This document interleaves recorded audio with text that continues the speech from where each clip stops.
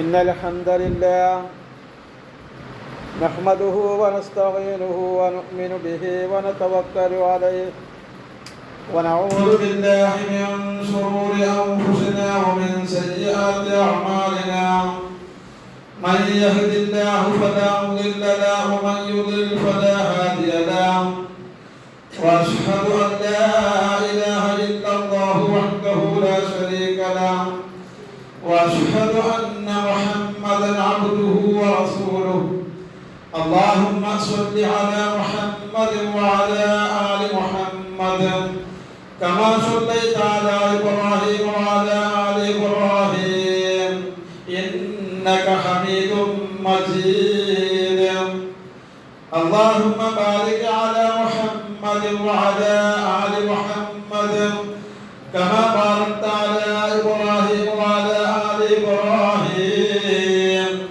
إنك حميد مجيد أما بعد فإن أصدق الكلام كلام الله وأحسن الهدي هدي محمد صلى الله عليه وسلم وشر الأمور محدثاتها وكل محدثة بدعة وكل بدعة ضلالة وكل ضلالة في النار. أيها الناس اتقوا الله عباد الله أوصيكم وإياي بنفسي أولا بتقوى الله. أعوذ بالله من الشيطان الرجيم. بسم الله الرحمن الرحيم. يا أيها الذين آمنوا اتقوا الله حق تقاته ولا تموتن إلا وأنتم مسلمون.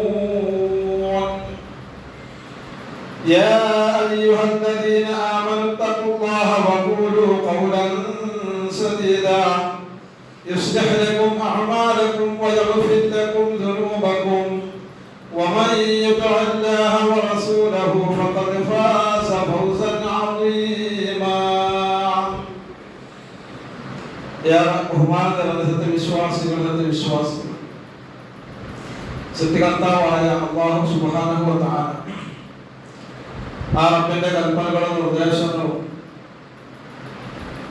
മുഹമ്മദ് നബി സ്വല്ലല്ലാഹു അലൈഹി വസല്ലമയുടെ ജീവിത ശൈലിയും നമ്മുടെ ജീവിതത്തിന്റെ എല്ലാ മേഖലകളിലും കൃത്യമായി സൂക്ഷ്മത പുലർത്തി യഥാർത്ഥ ജീവൻ നയിച്ച് മുന്നോട്ട് പോകാൻ എന്നെയും നിങ്ങളെയും ആത്മമായി വസിയത്ത് ചെയ്യുകയാണ്, ഉപദേശിക്കുകയാണ്. അല്ലാഹു സുബ്ഹാനഹു വ തആല നമ്മെ എല്ലാം അവന്റെ ഇഷ്ട ദാസന്മാരിൽ ഉൾപ്പെടുത്തി അനുഗ്രഹിക്കുമാറാകട്ടെ. ആഗ്രഹങ്ങളുള്ളവരാണ് നാം എല്ലാവരും. ആഗ്രഹങ്ങൾ ഉണ്ടാവണം. ജീവിക്കാൻ പ്രേരിപ്പിക്കുന്നത് ആഗ്രഹങ്ങളാണ്. ആഗ്രഹങ്ങളില്ലെങ്കിൽ ജീവിതം പ്രയാസകരമാവും.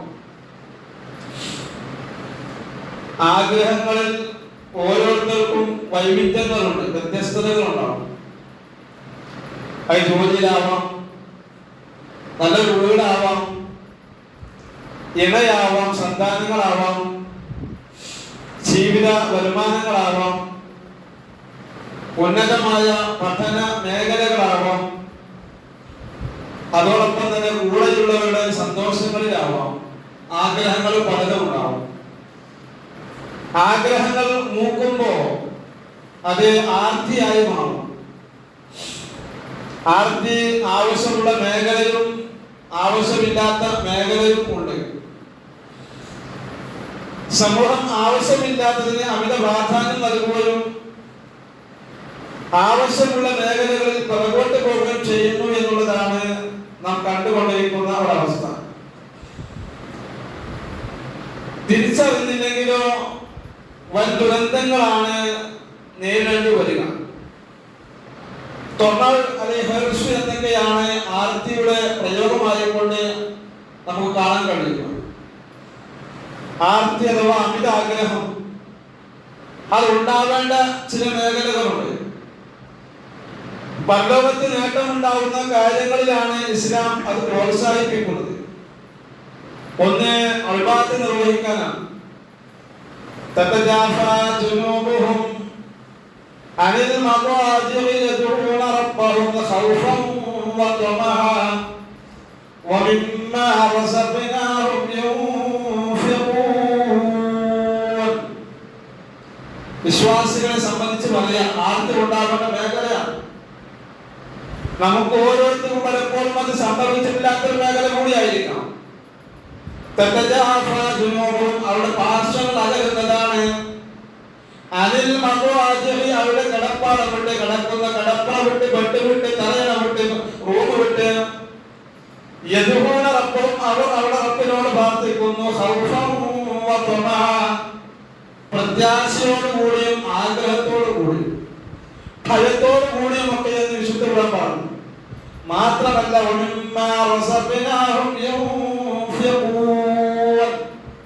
അല്ലാഹു അവർക്ക് നൽകിയിട്ടുള്ളതിൽ നിന്ന് അവർ ചെലവഴിക്കുന്നവരുമാണ്. അല്ലാഹു സുബ്ഹാനഹു വ തആല നമുക്ക് ഒരുക്കി തന്ന ഉണ്ടാക്കി തന്ന നാം ആഗ്രഹിച്ചവർക്ക് ഉണ്ടാക്കിയ വീട്ടിന്റെ കത്തളത്തിൽ നിന്ന് തന്റെ റബ്ബിനെ പേടിച്ച കാരണത്താൽ ആർത്തി കൊണ്ട കാരണത്താൽ റബ്ബിന്റെ അടുക്കൽ പ്രതിഫലം ലഭിക്കണമെന്ന ആർത്തി കൊണ്ട കാരണത്താൽ കിടക്കുന്ന കിടപ്പാടം വിട്ടവൻ അകലുന്നതാണ്. രാവിലത്തെ പ്രഭാതത്തിന് അവന്റെ ആ ഒരു വിഷയമായി ബന്ധപ്പെടുത്തിക്കൊണ്ടാണ് സൂചിപ്പിച്ചത്. വിശ്വാസികളെ അവിടെ നമുക്ക് ആർത്തി ഉണ്ടാവണം. സുബഹിന്റെ ജമാഅത്തിൽ നിന്ന് പങ്കെടുക്കാം. ആ ജമാഅത്ത് നിസ്കാരം കിട്ടിയാലോ അന്ന് അവന്റെ സംരക്ഷണം അല്ലാഹു ഏറ്റെടുത്തിരിക്കുന്നു എന്ന പ്രവാചകൻ സല്ലല്ലാഹു അലൈഹി വസല്ലം പഠിപ്പിച്ചത്. സുബഹിയാറിൽ ജമാഅത്തായി നമസ്കരിച്ചാൽ അവർ അല്ലാഹുവിന്റെ കാവലുണ്ട് എന്ന കാവൽ കിട്ടാൻ വേണ്ടി ഞാൻ നിങ്ങളൊക്കെ ചെയ്തു കൂട്ടിക്കൊണ്ടിരിക്കുന്നത് എന്തൊക്കെയുണ്ട്. പക്ഷേ അല്ലാഹു സുബ്ഹാനഹു വ തആല പ്രവാചകൻ സല്ലല്ലാഹു അലൈഹി വസല്ലം നമുക്ക് പഠിപ്പിച്ചു തന്ന ഒരു കാവലുണ്ട്, മേഖലകളുണ്ട്. അത് നമ്മൾ തിരിച്ചറിയുന്ന പോലുമില്ല. പിന്നെ എങ്ങനെയാണ് നമുക്ക് അല്ലാഹുവിന്റെ കാവലുണ്ടാവുക? അതുകൊണ്ട് വിശ്വാസികളെ നാം മനസ്സിലാക്കണം. ഭയത്തോടും പ്രത്യാശയോടും കൂടി തങ്ങളുടെ രക്ഷിതാവിനോട് പ്രാർത്ഥിക്കുവാനായി കടന്നിറങ്ങുന്ന സ്ഥലങ്ങൾ വിട്ട് അവരുടെ പാർശ്വങ്ങൾ അകലുന്നതാണ് അവർക്ക് നാം നൽകിയതെന്ന് അവർ ചെലവഴിക്കുകയും ചെയ്യുമെന്നാണ് ഇന്ന് രാവിലെ പോലും നാം ഓതിക്കേട്ട സുബഹിന്റെ ജമാഅത്തിൽ ഓതിക്കേട്ട സൂറത്തിലൂടെ അല്ലാഹു സുബ്ഹാനഹു വ തആല നമ്മെ പഠിപ്പിച്ചത്. വിശ്വാസികളെ നാം ആലോചിച്ച് നോക്കും. നമ്മുടെ ജീവിതത്തിൽ അങ്ങനെ ആർത്തി ഉണ്ടായിട്ടുണ്ടോ? നമസ്കാരങ്ങൾക്ക് അല്ലെ ജമാഅത്ത് നമസ്കാരങ്ങൾക്ക് ഒരാർത്തി, അവിടെയാണ് ആർത്തി വേണ്ടത്. ആർത്തി വേണ്ട മേഖല ഒന്നാമതായി പഠിപ്പിച്ചത് ഇബാദത്തിന്റെ വിഷയത്തിലാണ്, ആരാധനയുടെ കാര്യത്തിലാണ്. അവിടെയാണ് അല്ലാഹു സുബ്ഹാനഹു വ തആല നമ്മോട് ആവശ്യപ്പെട്ടത്. ആർത്തി വേണ്ടത്, അതിയായ അടങ്ങാത്ത ആഗ്രഹം ഉണ്ടായിരിക്കേണ്ടത് ഇബാദത്തിന്റെ മേഖലകളിലായിരിക്കണം. അവിടെ എടുത്ത് പറഞ്ഞു ഖൗഫൻ വ തമഅ, പേടിച്ചുകൊണ്ട് പ്രത്യാശയോടുകൂടി ആഗ്രഹിച്ചുകൊണ്ട് ആർത്തിയോടുകൂടി ആ ഒരു ജമാഅത്ത് ആ ഒരു നമസ്കാരം ലഭിക്കാൻ വേണ്ടി അവന്റെ പാർശ്വങ്ങൾ അവന്റെ വെട്ടിൽ നിന്ന് കടപ്പാടം വിട്ട് അകരുന്നതാണ് എന്ന് വിശ്വാസികളെ സംബന്ധിച്ചാണ് പഠിപ്പിച്ചത്. രണ്ടാമത്തത് പ്രാർത്ഥന വേളകളിൽ ആർത്തിയോടെ. അതെ, നമ്മൾ പ്രാർത്ഥിക്കാറുണ്ട്. ഒരു ഹവയാണ്. ഏതുപോലെ തറവാട്ടിൽ മുഹമ്മദ് സുലൈമാൻ പറഞ്ഞതുപോലെ ചിലർക്കുള്ള പ്രാർത്ഥന കേൾക്കുവാൻ ബഹുരസമാ, മാന്തിച്ചൊഴിഞ്ഞും കൊണ്ട് ആമീൻ മാത്രമാ എന്ന് പറഞ്ഞ മാതിരി തന്നെ നമ്മുടെയും അവസ്ഥ. എവിടൊക്കെയോ മടിയിലാണ് ചിലപ്പം വേറെക്കാൻ വേണ്ടി അല്ലെങ്കിൽ പ്രാർത്ഥിക്കാൻ വേണ്ടി കൈ കൊണ്ടേ വെച്ചിട്ടുണ്ടാകാം. അല്ലെങ്കിൽ ചിലപ്പോൾ ഇങ്ങനെ എടുക്കും, ചിലപ്പോൾ മടിയിലായിരിക്കും. ഒരു ഹവയായിക്കൊണ്ടാണ് പലപ്പോഴും നമ്മള് പ്രാർത്ഥിക്കാൻ വേണ്ടി കൈ ഉയർത്തുന്നത്. ഇനി എപ്പോഴൊക്കെ കൈ ഉയർത്തേണ്ടത് അതുകൊണ്ട് നമ്മൾ ശ്രദ്ധിക്കാതെ പോകുന്നുണ്ട്. അതുകൊണ്ടാണ് നമ്മൾ എതിരാളികളായ ആളുകളോട് പോലും, ഇസ്ലാമിന്റെ എതിരാളികളോട് പോലും നമ്മൾ ചോദിക്കുന്ന ചോദ്യം, പ്രവാചകൻ സല്ലല്ലാഹു അലൈഹി വസല്ലം ഒരു ജമാഅത്ത് നമസ്കാരം കഴിഞ്ഞ് മഅ്മൂമിങ്ങൾക്ക് അഭിമുഖമായി ഇരുന്നുകൊണ്ട് കൈ ഉയർത്തിക്കൊണ്ട് പ്രാർത്ഥിച്ച ഒരു തെളിവ് കൊണ്ടുവന്നാൽ നമ്മളും അത് സ്വീകരിക്കുന്നതാണെന്ന് പറഞ്ഞത്. അല്ലെങ്കിൽ കൈ ഉയർത്തിക്കൊണ്ട് പ്രാർത്ഥിക്കുന്നത് തെളിവ് കൊണ്ടുവരാൻ വേണ്ടി നാം അവരോട് ഇപ്പോഴും ആവശ്യപ്പെട്ടുകൊണ്ടിരിക്കുന്നത് എന്ന് പറഞ്ഞാൽ ഒരു അത്യാവശ്യ ഘട്ടങ്ങളിൽ നമസ്കാരം കഴിഞ്ഞാൽ കൈവർത്തിക്കൊണ്ട് പ്രാർത്ഥിക്കുന്നത് സംബന്ധിച്ചല്ല പറഞ്ഞത്.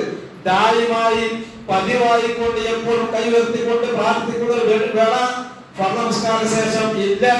അഥവാ ഒരാള് അത് എപ്പോഴെങ്കിലും ഒന്ന് കൈവർത്തിക്കൊണ്ട് പ്രാർത്ഥിച്ചെങ്കിലും വിരോധം ഇല്ല. അതാണ് സൂചിപ്പിക്കാനുള്ളത്. അവൻ സൂചിപ്പിച്ചു വരുന്നത് കൈ ഉയർത്തിക്കൊണ്ട് പ്രാർത്ഥിക്കണം. ഒരു യാചകൻ എങ്ങനെ വരിക? കൈ മടിയിൽ വെച്ചിട്ടല്ല വരിക യാചിച്ചുകൊണ്ട്. പിന്നെ ഒന്നിങ്ങനെ അയാൾ ചോദിക്കുന്നത്. ഈ ചോദ്യം എന്താ? യാചനയാണ്. എന്തെങ്കിലും തരാൻ വേണ്ടി, കിട്ടാൻ വേണ്ടിയാ. തന്റെ റബ്ബിനോട് കൈ മേലോട്ട് ഉയർത്താനാണ് പറഞ്ഞത്. രണ്ട് കൈ രണ്ട് രൂപത്തിലാ മുമ്പ് പഠിപ്പിച്ചിട്ടുണ്ട്. ഒന്ന് കൈയിന്റെ വെള്ളഭാഗം ഉൾഭാഗം മേലോട്ട് വരുന്ന രൂപത്തിലും, അല്ലെങ്കിൽ ഈ രൂപത്തിൽ മുഖം പിന്നെ മറച്ചു വരുന്ന രൂപത്തിലും, ഈ രണ്ട് രൂപത്തിലാണ് കൈ പിടിക്കാൻ പറഞ്ഞത്. ഒന്ന് ഇങ്ങനെ, മറ്റൊന്ന് ഇങ്ങനെ. ഈ രണ്ട് രൂപത്തിലാണ് പ്രവാചകൻ സല്ലല്ലാഹു അലൈഹി വസല്ലമ പ്രാർത്ഥിക്കുമ്പോൾ കൈ ഉയർത്താൻ പറഞ്ഞത്. അതല്ല കൈ ഇങ്ങനെ മടിയിൽ ഇങ്ങനെ വെച്ച് ഒരു അടുത്ത കൈയിന്റെ പിന്നെ ഉള്ളില് വലത്തെ കൈ വെച്ച് മടിയിൽ വെച്ചുകൊണ്ട് ദുആ ചെയ്യാൻ എന്നെ പഠിപ്പിച്ചത്. അത് പ്രാർത്ഥനയുടെ മര്യാദയിൽ പെട്ടതല്ല. അതൊരു ഹബലായിക്കൊണ്ടായിരിക്കാം പലപ്പോഴും കടന്നു പോവുക. അതുകൊണ്ട് പ്രാർത്ഥിക്കുമ്പോൾ കൈ ഉയർത്തിക്കൊണ്ടാണ് നമ്മൾ പ്രാർത്ഥിക്കേണ്ടത്. രണ്ട് കൈയും ഉയർത്തിക്കൊണ്ട് ഇങ്ങനെ ചേർത്ത് പിടിച്ചുകൊണ്ടാണ് നമ്മൾ പ്രാർത്ഥിക്കേണ്ടത്. പ്രിയപ്പെട്ടവരെ, നാം മനസ്സിലാക്കുക, ആ പ്രാർത്ഥനാ വേളകളിൽ ആർത്തിയോടെ, അതെന്താ, പ്രാർത്ഥനയ്ക്ക് ഉത്തരം കിട്ടണമെന്ന ആഗ്രഹം അനിവാര്യമായിട്ട് നമുക്കുണ്ടാവണം. ഉറപ്പില്ലാതെ കിട്ടിയാൽ കിട്ടട്ടെ, കിട്ടിക്കൊണ്ട്, കിട്ടിയില്ലെങ്കിൽ പ്രശ്നമില്ല എന്ന നിലപാട് നമുക്ക് ഉണ്ടാവാൻ പാടില്ല. അത്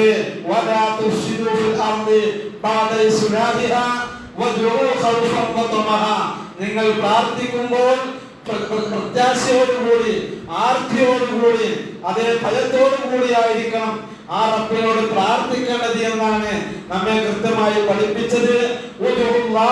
നിങ്ങൾ അല്ലാഹുവോട് പ്രാർത്ഥിക്കണം. എങ്ങനെ? ഉത്തരം കിട്ടണമെന്ന മനസ്സോടുകൂടി, ആർത്തിയോടുകൂടി ആയിരിക്കണം നാം പ്രാർത്ഥിക്കേണ്ടത്. വാദമോ നിങ്ങൾ മനസ്സിലാക്കണം. അത് അശ്രദ്ധമായി കൊണ്ട് ഹൃദയം തട്ടാത്ത രൂപത്തില് റബ്ബിനോട് പ്രാർത്ഥിക്കാൻ പാടില്ല. തീർച്ചയായും അല്ലാഹു ഉത്തരം നൽകുകയില്ല. എങ്ങനെ? അതെ, അശ്രദ്ധമായി കൊണ്ട് പ്രാർത്ഥിക്കുന്ന പ്രാർത്ഥനയ്ക്ക് അല്ലാഹു ഉത്തരം നൽകുകയില്ല എന്നാണ് കൃത്യമായി നമ്മെ പഠിപ്പിച്ചത്. അതുകൊണ്ട് തന്നെ നമുക്ക് അവിടെ എന്തുണ്ടാവണം?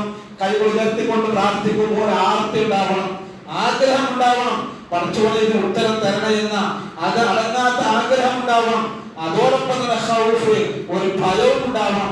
ചോദിക്കുന്ന കാര്യങ്ങൾ വസ്തുനിഷ്ഠമായിക്കൊണ്ടായിരിക്കണം തന്റെ റബ്ബിനോട് ചോദിക്കേണ്ടത്.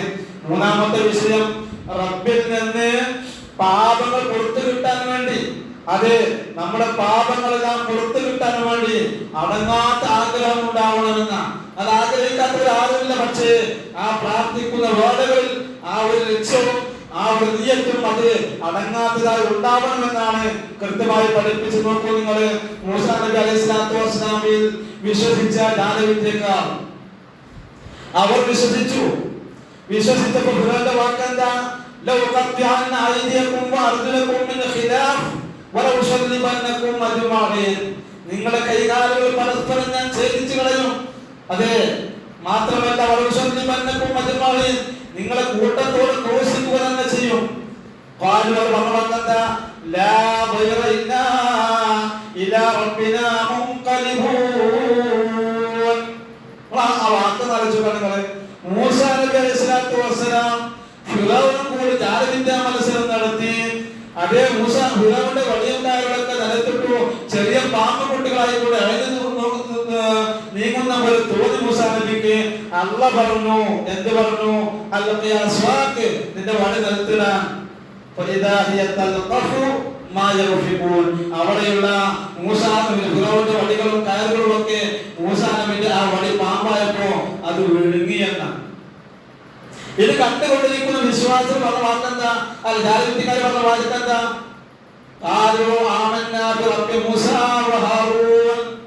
മൂസാ നബിയുടെ ഹാറൂൻ നബിയുടെ രക്ഷിതാവ് ഞങ്ങളിതാ വിശ്വസിച്ചിരിക്കുന്നു എന്നാണ്. ആ വിശ്വാസത്തിന്റെ പ്രത്യേകത എന്താ? അതാണ് ഇവിടെ പറഞ്ഞത്.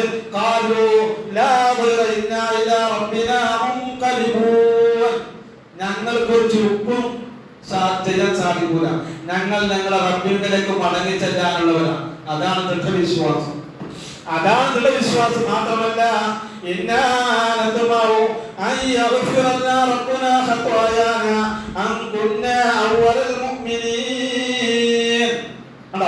പറഞ്ഞത്?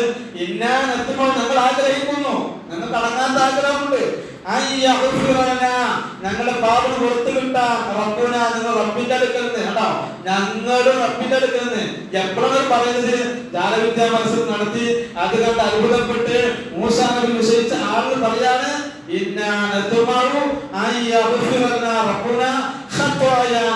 ഞങ്ങളുടെ പാപങ്ങളെല്ലാം ഞങ്ങളുടെ റബ്ബിന്റെ അടുക്കൽ പുറത്തു കിട്ടാൻ ഞങ്ങൾ അടങ്ങാത്ത ആഗ്രഹമുണ്ട്. മാത്രമല്ല ഞങ്ങൾ ഒന്നാമത്തെ വിശ്വാസികളായിരിക്കാൻ വേണ്ടി. നോക്കൂ വിശ്വാസികളെ, എന്താണ് അവരുടെ ഈമാന്റെ പവർ? അത് വല്ലാത്തൊരു ഈമാനാ. എന്നിട്ട് ആ ഈമാൻ ഉണ്ടായപ്പോ അവരുടെ മനസ്സിലാഗ്രഹം എന്താ? ഞങ്ങളുടെ പാപങ്ങളൊക്കെ പുറത്തു കിട്ടാൻ. അതാണ് അടങ്ങാത്ത ആഗ്രഹം. ആ ഒരു ആഗ്രഹമായിരിക്കണം വിശ്വാസികളെ. നാം ഒരു പാപം ചെയ്തു പോകുമ്പോ ഏറെ ശ്രദ്ധിക്കേണ്ടത് അത് ഉടനെ പുറത്തു കിട്ടാൻ, ആ പാപം പുറത്തു കിട്ടാൻ നാം ഉടനെ തന്നെ പശ്ചാത്തപിച്ച് മടങ്ങിയാൽ പേടിച്ചുകൊണ്ട് ആർത്തിയോടുകൂടി തന്റെ റബ്ബിലേക്ക് മടങ്ങിയാൽ ആ റബ്ബ് പൊറുക്കുന്നവനാ, ആ റബ്ബ് പൊറുക്കുന്നവനാ. അതുകൊണ്ടാണ് ആവശ്യം എന്തുണ്ടെങ്കിലും കുഴയണ്ട, റബ്ബിന്റെ വാതിൽ മുട്ടണം മടി കണ്ട, തുറക്കും ക്ഷണം അത് സോദര വിധിയുള്ളതാ. ഖുർആനിലായി നമ്മോട് പ്രഖ്യാപിച്ചത് ആ ഖുർആൻ പറഞ്ഞതാണ്,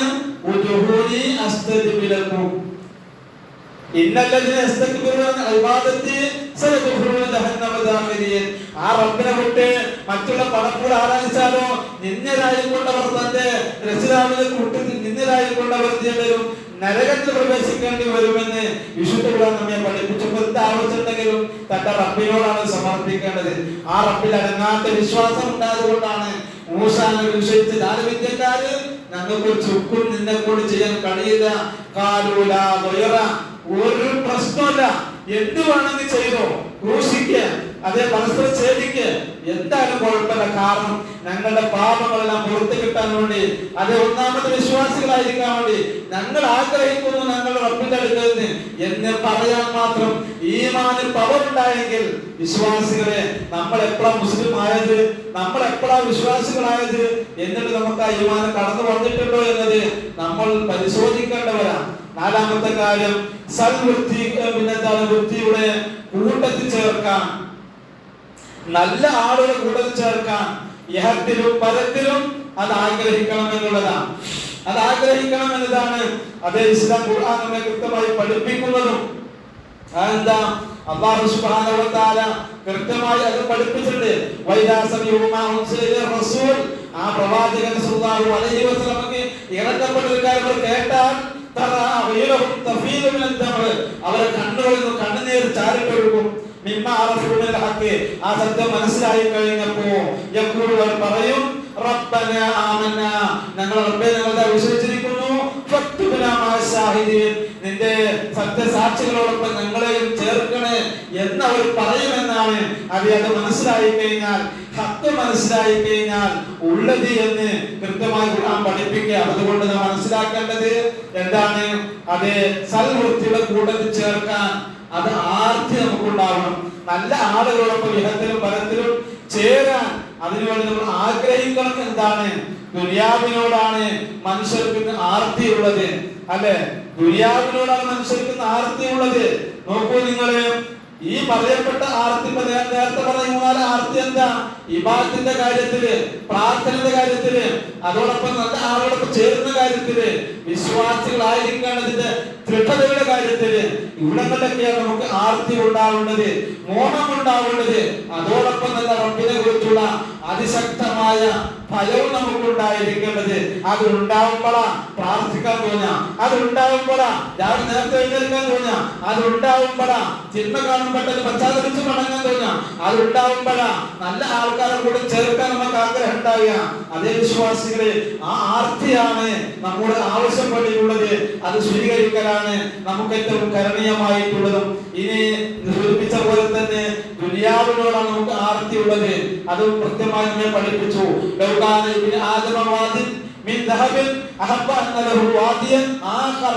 മനുഷ്യന് ഒരു താഴ്വര കിട്ടിക്കഴിഞ്ഞാൽ രണ്ടാമത്തവൻ ആഗ്രഹിക്കും. അതുപോലെ സ്വർണമുള്ള വാദിയാണ്, രണ്ടാമത്തെ ജീവൻ ആഗ്രഹിക്കും, മൂന്നാമത്തതും ആഗ്രഹിക്കും. എന്ന് പറയാണ് അവന്റെ വായ നടക്കുകയില്ല ഇല്ല തുറാബ്, മണ്ണല്ലാതെ. അവന്റെ ആർത്തി അതോടുകൂടി അവസാനിക്കും, മരണത്തോടുകൂടി അവന്റെ എല്ലാ ആർത്തിയും അവസാനിക്കും. അതുകൊണ്ട് വിശ്വാസികളെ നാം മനസ്സിലാക്കുക, ആർത്തി ദുനിയാവിനോടല്ല നമുക്ക് ഉണ്ടാവേണ്ടത്, പിന്നെ പരലോകത്തിന്റെ കാര്യത്തിനായിരിക്കണം. അതാ വീണ്ടും ആയത്തിന് തുടക്കത്തിൽ ആയത്തിൽ പറഞ്ഞത് പറഞ്ഞ ശേഷം പറഞ്ഞത് അള്ളാഹു അവർക്ക് നൽകിയത് എന്താണോ അതിന് ചിലവഴിക്കുന്നവരാ. സാമ്പത്തിക മേഖലയാവാം, അതേപോലെ മറ്റു വിഷയങ്ങളിലാവാം. ഒരുപാട് അള്ളാഹു നമുക്ക് തന്നിട്ടുണ്ട്, മറക്കാൻ കഴിയാത്തതാ. നമ്മൾ മറന്നാലും അള്ളാഹു സുബ്ഹാനഹു വ തആല മറക്കൂല. കാരണം അള്ളാഹു മറക്കുന്നവനല്ല, മനുഷ്യൻ മറവിയുള്ളവനാ. നസിയ എന്ന വാക്കിൽ നിന്നാണ് ഇൻസാൻ എന്ന പദമുണ്ടായത്. നസിയ എന്ന വാക്കിന്റെ അർത്ഥം മറവീന. ആ വാക്കിൽ നിന്നാണ് ഇൻസാൻ ഉണ്ടായത്. മനുഷ്യൻ മറക്കുന്നവനാ, മനുഷ്യൻ മറക്കുന്നവനാ, മറവിയുള്ളവനാ. മറവിയുള്ളവനായിക്കൊണ്ടാണ് അല്ലാഹു സുബ്ഹാനഹു വ തആല മനുഷ്യനെ സംവിധാനിച്ചിട്ടുള്ളത്. അതുകൊണ്ട് തന്നെ ആ ഒരു പദത്തെ നമ്മൾ ഗൗരവമായിട്ട് മനസ്സിലാക്കേണ്ടതുണ്ട്. അല്ലാഹു സുബ്ഹാനഹു വ തആല നമുക്ക് തന്ന അനുഗ്രഹങ്ങളെ നാം വിസ്മരിക്കാൻ പാടില്ല, മറന്നുപോകാൻ പാടില്ല. വാർദ്ധക്യം പ്രാപിക്കുമ്പോഴും രണ്ട് കാര്യം യുവത്വം പ്രാപിക്കുമെന്ന അവരെ പഠിപ്പിച്ചു. അതെന്താ? ഒന്ന് സമ്പത്തിന്റെ മേഖലയിലാണ്, മറ്റൊന്ന് അവന്റെ ആയുസ്സിന്റെ കാര്യത്തിലാണ്. അവിടെ ഒരു യുവത്വം പ്രാപിക്കുന്ന മേഖലയുണ്ട്. ഞാനിപ്പോൾ പ്രായമുള്ള ആളായിട്ടില്ല, അവന്റെ ആഗ്രഹം എന്താ? ഞാൻ യുവാവാണ് എന്നത്. അവന്റെ കയ്യിൽ സമ്പത്തൊക്കെ ഉണ്ട്, ഇനി കൂടുതൽ ആഗ്രഹിക്കാണ്. അതിനൊരിക്കലും എന്തില്ല, പ്രായം കൂടുന്നതോറുള്ള വിഷയം കാണുന്നില്ല. അങ്ങനെ ആഗ്രഹിക്കുന്ന ഒരു മേഖല കൂടി ഉണ്ട് എന്ന് വ്യക്തമായി നമ്മെ പഠിപ്പിച്ചു. അതുകൊണ്ട് പെട്ടെന്ന് പണക്കാരനാവണം എന്ന ചിന്ത അത് എന്താണ് വർദ്ധിച്ചു വരുന്നു. കൈ എന്താണ് കൊക്കിലൊതുങ്ങാത്തത് കൊത്തുന്നു. ആർത്തി മുട്ടുന്നതിനാൽ പലരും പെട്ടെന്ന് പണക്കാരനാവണമെന്ന് ആഗ്രഹിക്കുന്നു. അതിനാൽ അവർ ഹറാമും ഹലാലും നോക്കാതെ നീങ്ങുന്നു. അതെ, നബി സല്ലല്ലാഹു അലൈഹി വസല്ലം പറഞ്ഞു, മുന്നറിയിപ്പ് നൽകി, لا يبالي المرء بما أخذ المال أمن حلال أم من حرام.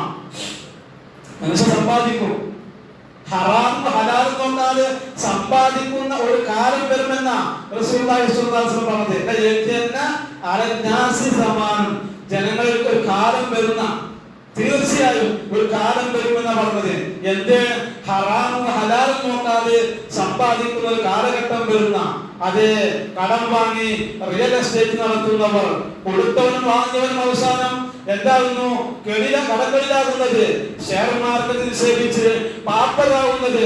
അതേപോലെ കച്ചവടത്തിന്റെ പേരിൽ നൽകി എല്ലാ മാസവും കൃത്യമായ തുക നൽകൽ തകർന്നു പോകുന്ന അവസ്ഥ, ഉള്ളത് വിറ്റ് പാപ്പറാകുന്ന അവസ്ഥ, വീട്ടാനുള്ള ശേഷി പരിഗണിക്കാതെ കടം വാങ്ങുന്ന അവസ്ഥ, ലോൺ എടുക്കുന്ന അവസ്ഥ, പലിശക്ക് കൊണ്ടു നിൽക്കുന്ന അവസ്ഥ ഇല്ലേ? നോക്കൂ നിങ്ങള്, UK പഠിക്കാൻ 25 ലക്ഷം വേണം. 7 ലക്ഷം എന്താണ്? അതേ പഠനത്തിന് വിദ്യാഭ്യാസ ലോണാണ്. ബാക്കിയുള്ളതോ അവന്റെ വീടിന്റെ ആധാരം പണയം വെക്കുക. എന്താണ് ഈ ആസൂത്രണം നടത്തുന്നത്? പഠിച്ചിട്ടോ ജോലി കിട്ടുമോ? കടം വീട്ടാൻ കഴിയുമോ? ഹറാമിൽ പതിക്കുമോ? ചിന്തയില്ല. അങ്ങനെ പോകുന്ന അവസ്ഥ. അതുകൊണ്ട് തന്നെ നാം മനസ്സിലാക്കണം, സമ്പത്തിനോട് ആർത്തി കൊണ്ട് കഴിഞ്ഞാൽ അപകടത്തിലേക്കാണ് എത്തിപ്പെടുക എന്നത് നാം മനസ്സിലാക്കേണ്ടതുണ്ട്. അതുകൊണ്ട് നമ്മുടെ ജീവിതത്തില് ഈ ആർത്തികളെ തിരിച്ചറിഞ്ഞുകൊണ്ട് പെരുമാറാൻ, അതോടൊപ്പം തന്നെ ഇസ്ലാം പഠിച്ച ആർത്തിയെ, ആ ആഗ്രഹത്തെ മനസ്സറിഞ്ഞുകൊണ്ട് സ്വീകരിക്കാനുള്ള നല്ല ഒരു മാനസികമായ ഒരു തയ്യാറെടുപ്പ് നമുക്കുണ്ടെങ്കിൽ അല്ലാഹു സുബ്ഹാനഹു വ തആല നമ്മോട് ആവശ്യപ്പെട്ട ആ ഒരു മേഖലയിൽ നമുക്ക് എന്ത് ചെയ്യാൻ കഴിയും? തിരിച്ചറിവുണ്ടാക്കിയെടുക്കാൻ സാധിക്കും. അതിനുവേണ്ടി പരിശ്രമിക്കുക. അല്ലാഹു സുബ്ഹാനഹു വ തആല ഇബാദത്തിന്റെ വിഷയത്തിൽ പറഞ്ഞ ആർത്തിയെ, അതേപോലെ ദുആയുടെ വിഷയത്തിൽ പറഞ്ഞ ആർത്തിയെ, അതേപോലെ സ്വാലിഹുകൾ പറഞ്ഞ ആർത്തിയെ, പാപം പുറത്തു കിട്ടാൻ വേണ്ടി പറഞ്ഞ ആർത്തിയെ, ഇത്തരം ആർത്തികളും അത്യാർത്തിയുമാണ് നമുക്ക് ഉണ്ടായിരിക്കേണ്ടത്. അത് നിരന്തരം ഉണ്ടാവണം. അതിനുവേണ്ടി പരിശ്രമിക്കണം. ആ രൂപത്തിലുള്ള പരിശ്രമങ്ങളും പ്രവർത്തനം ഉണ്ടാവുമ്പോഴാണ് ദുനിയാവിനോട് നമുക്ക് മഹബത്ത് കുറഞ്ഞു ലഭിക്കുക. ആഗ്രഹം വേണ്ട എന്നല്ല, ആഗ്രഹിക്കണം. പക്ഷേ അത് അത്യാഗ്രഹമായി കഴിഞ്ഞാൽ, കടത്തിന്റെ അങ്ങേയറ്റം എത്തിക്കഴിഞ്ഞ് ആത്മഹത്യയുടെ വക്കിലെത്തുന്ന സ്വഭാവം പലപ്പോഴും സമൂഹത്തിൽ കണ്ടുകൊണ്ടിരിക്കുന്നു. അതെന്തുകൊണ്ടുണ്ടായതാ? അത്യാർത്തി പൂണ്ടത് കൊണ്ടാണ്, ഷെയർ മാർക്കറ്റിൽ കൂടി അവസാനം അത് പൊളിഞ്ഞ് കടക്കണിലായത് കൊണ്ടാണ്, അവസാനം അയാൾ ലോൺ എടുക്കുകയാണ്, അവസാനം അയാൾ ഒരു ആധാരമൊക്കെല്ലാം പണയം വെക്കുകയാണ്, അതുപോലെ മാസം കൊല്ലം അടക്കാൻ കഴിയാതെ പ്രയാസപ്പെടുകയാണ്. അങ്ങനെ അവർ കടകളിൽ അവസാനത്തെ ആരെയും കാണാതെ ഒഴിഞ്ഞു മാറിപ്പോകുന്ന, ആളെ ആത്മഹത്യയുടെ വക്കിലേക്ക് എത്തുന്ന ദുരന്തകരമായ വാർത്തകള്, കാഴ്ചകള് നമ്മൾ കണ്ടുകൊണ്ടിരിക്കുന്നു. അതുകൊണ്ട് വിശ്വാസികളെ രണ്ടും തിരിച്ചറിഞ്ഞുകൊണ്ട് പെരുമാറാൻ നമുക്ക് സാധിക്കണം. അല്ലാഹു സുബ്ഹാനഹു വ തആല പഠിപ്പിച്ച ആർത്തിയെ കൃത്യമായി സ്വീകരിച്ചുകൊണ്ട് മുന്നോട്ട് പോകുന്ന യഥാർത്ഥ വിശ്വാസികളിൽ നമ്മെ എല്ലാം ഉൾപ്പെടുത്തി അനുഗ്രഹിക്കുമാറാകട്ടെ. അഖൂലു ഖൗലി ഹാദാ അസ്തഗ്ഫിറുല്ലാഹ ലി വ ലക്കും വസ്തഗ്ഫിറൂഹു ഇന്നഹു ഹുവൽ ഗഫൂറുർ റഹീം.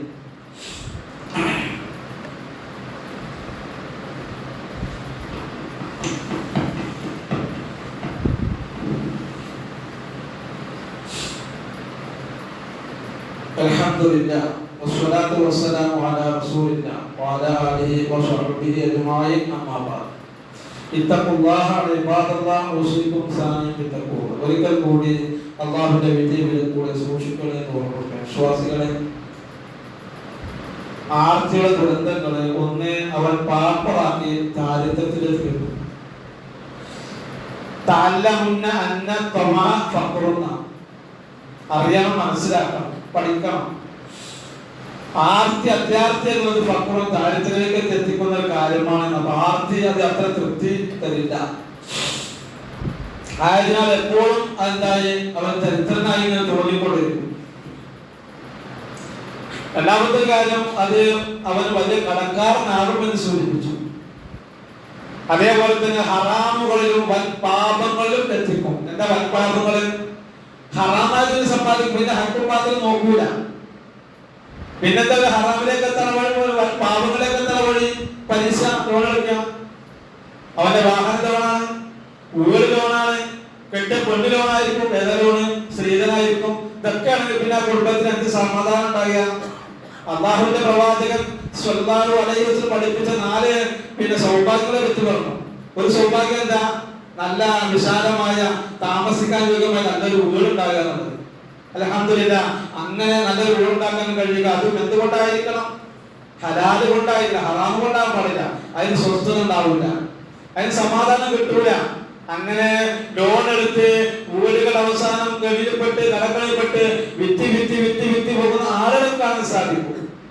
ദുരന്തകരമായ കാഴ്ചകളൊക്കെ. അപ്പൊ അതുകൊണ്ട് തന്നെ അത് ആർത്തി കൊണ്ടുപോകുമ്പോൾ ഉണ്ടാകുന്ന ഒരു ദുരന്തമാണ് മനസ്സിലാക്കുക. അതുകൊണ്ട് ഹറാം പാപങ്ങളിലേക്ക് എത്തിക്കുന്ന ഒരു കാര്യമാണ് സൂചിപ്പിച്ചു. അവിടെയാണ് എന്ത് പറഞ്ഞത്? അൽ റിബാ സലാസത്തുൻ വസബൂന ബാബൻ വഅയ്സറുഹാ മിസ്ലു അൻ യൻജ റജുലു ഉമ്മ. തന്റെ മാതാവിനെ, അതായത് മത്സ്യക്കടത്തിൽ ലോണെടുത്ത ആളെ സംബന്ധിച്ചിടത്തോളം, ബാങ്കുമായി ബന്ധപ്പെട്ടുള്ള പരിപാടികൾ ഏറ്റെടുത്ത ആളെ സംബന്ധിച്ചിടത്തോളം അവൻ സ്വന്തം മാതാവിനെ വ്യഭിചരിച്ചതിന് തുല്യമാണ് എന്ന ഏറ്റവും ചെറുതാ പറഞ്ഞത്. അപ്പൊ ഇതിന്റെ ഗൗരവത്തിലുണ്ട് എന്നുള്ളത് നാം ഓരോരുത്തരും മനസ്സിലാക്കിയാൽ മതി. അതുകൊണ്ട് അത് തിരിച്ചറിയുക. പ്രിയപ്പെട്ടവരെ നാം മനസ്സിലാക്കണം. പ്രിയപ്പെട്ടവരെ പോലും കൊലപ്പെടുത്തുന്ന, അതേപോലത്തെ സ്വത്തിനും പണത്തിനും വേണ്ടി ആർത്തി മൂലമുണ്ടായ ദുരന്തങ്ങളും ഇതിന്റെ പിന്നാലെ നമ്മൾ വായിച്ചെടുക്കേണ്ടതുണ്ട്. അതോടൊപ്പം തന്നെ ഇഖ്ലാസും ത്വമാവും ഒരിക്കലും ഒന്നിക്കൂല. ഇഖ്ലാസ് എന്താ? നിഷ്കളങ്കത, ആത്മാർത്ഥത. ത്വമാന്ത ഒരാർത്തി, ആഗ്രഹം.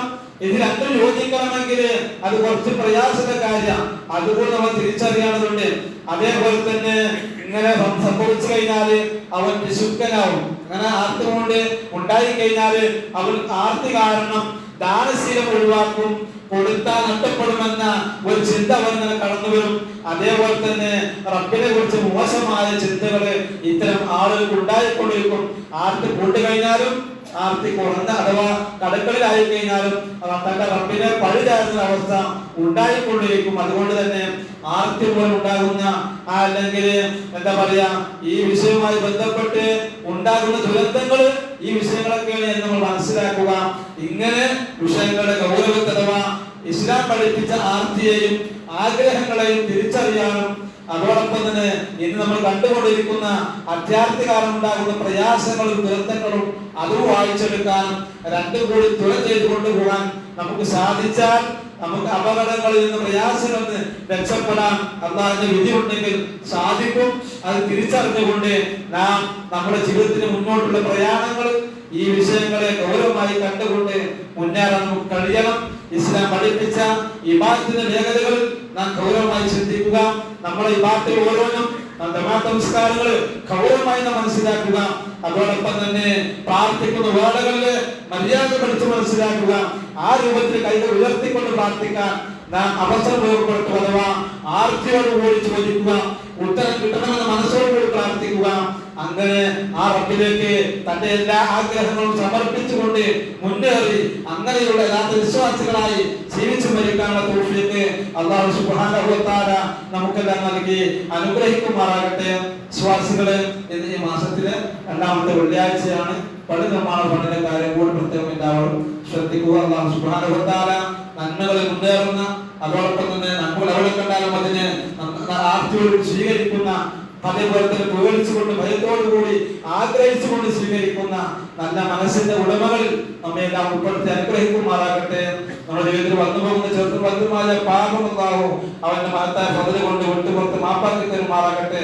നമ്മെ രോഗികളായി നിൽക്കുന്നാവോ ശിഫ നൽകുമാറാകട്ടെ. മാരക രോഗങ്ങളെ കൊണ്ട് പ്രയാസപ്പെടുന്നവർ അല്ലാഹുവിന്റെ ആശ്വാസം നൽകുമാറാകട്ടെ. ശിഫ നൽകി അനുഗ്രഹിക്കുമാറാകട്ടെ. മരണപ്പെട്ടവർക്ക് അല്ലാഹു മാഫറത്തും റഹ്മത്തും നൽകുമാറാകട്ടെ. അല്ലാഹു സുബ്ഹാനഹു വ തആല നമ്മുടെ സമ്പത്തിലും കുടുംബത്തിലും ആരോഗ്യത്തിലും ജോലിയിലും ബിസിനസ്സിലും കച്ചവടത്തിലുമെല്ലാം ഖൈറും ബറക്കത്തും നൽകി അനുഗ്രഹിക്കുമാറാകട്ടെ. ആഫിയത്തുള്ള ദീർഘായുസ്സും പ്രദാനം ചെയ്യുമാറാകട്ടെ. اللهم اغفر للمؤمنين والمؤمنات والمسلمين والمسلمات الأحياء منهم والأموات إنك مجيب الدعوات وقاضي الحاجات. ربنا آتنا في الدنيا حسنة وفي الآخرة حسنة وقنا عذاب النار. اللهم أجرنا من النار. اللهم أجرنا من النار. اللهم أجرنا وأجر والدينا من النار. اللهم أحينا بالكتاب والسنة وأمتنا مع الإيمان والتوبة. اللهم آت أنفسنا تقواها وزكها أنت خير من زكاها أنت وليها مولاها يا رب العالمين. اللهم لا تدع لنا ذنبا إلا غفرته ولا هما إلا فرجته ولا دينا إلا قضيته ولا مريضا إلا شفيته ولا حاجة من حوائج الدنيا والآخرة إلا قضيتها بفضلك وكرمك يا أكرم الأكرمين. اللهم ربنا هب لنا من أزواجنا وذرياتنا قرة أعين واجعلنا للمتقين إماما. اللهم أعز الإسلام والمسلمين وأذل الشرك والمشركين ودمر أعداءك وأعداء الدين. اللهم انصر إخواننا المسلمين في كل مكان. ربنا اغفر لنا ولإخواننا الذين سبقونا بالإيمان ولا تجعل في قلوبنا غلا للذين آمنوا ربنا إنك رؤوف رحيم. ربنا تقبل منا إنك أنت السميع العليم وتب علينا إنك أنت التواب الرحيم. آمين آمين برحمتك يا أرحم الراحمين والحمد لله رب العالمين. اللهم صل على محمد وعلى آل محمد.